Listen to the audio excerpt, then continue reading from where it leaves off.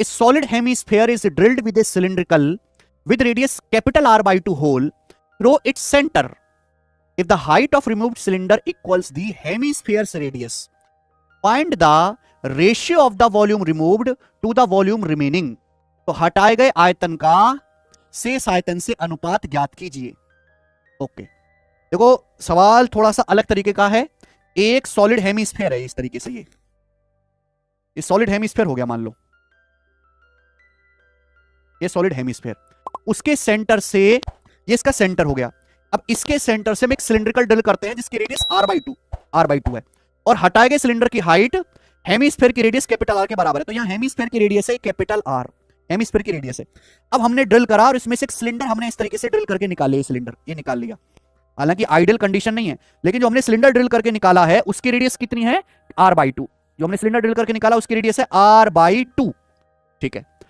और यहां पे जो निकाला गया सिलेंडर है इसकी हाइट जो है वो हेमिस्फीयर की रेडियस कैपिटल आर के ही बराबर है।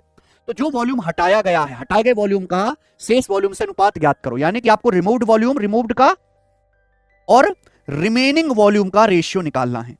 यही है ना सवाल, रिमूव्ड और रिमेनिंग वॉल्यूम का रेशियो निकालना है। इतनी सिंपल सी बात है, ठीक। अब ध्यान से समझने की कोशिश करेगा, जब हमें रेशियो निकालना है तो हम कैपिटल आर में क्यों कैलकुलेशन कर लेते हैं। कैलकुलेशन को आसान करने के लिए मान लो कि हेमिस्फीयर की रेडियस 2 है, ठीक है भाई।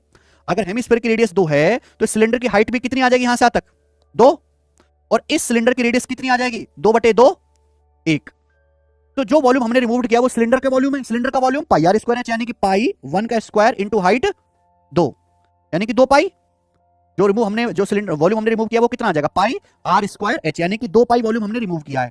और उसके बाद रिमेनिंग वॉल्यूम क्या है, रिमेनिंग क्या आएगा, हेमिस्फीयर में से सिलेंडर का घटाओ। हेमिस्फीयर का वॉल्यूम क्या होता है, 2/3 पाई कैपिटल आर का क्यूब, यानी कि 2 का क्यूब। हेमिस्फीयर का वॉल्यूम है, इसमें से सिलेंडर का वॉल्यूम घटा देंगे, ये बात है। तो ये रेशियो आ जाएगा। आप बोलोगे हाँ सर, तो यहां पे पाई तो कटना है ही, पाई तो कटना ही कटना है। आपका 2 भी कट जाएगा, 2 भी कट जाएगा, 2 भी कट जाएगा। तो 1 रेशियो कितना आ जाएगा बताओ जल्दी से, 2 का क्यूब 8, 8/3 में से 1 घटाएंगे 5/3, 1 रेशियो 5/3, यानी कि रेशियो कितना आएगा, 3/5। डी ऑप्शन सवाल का आंसर है।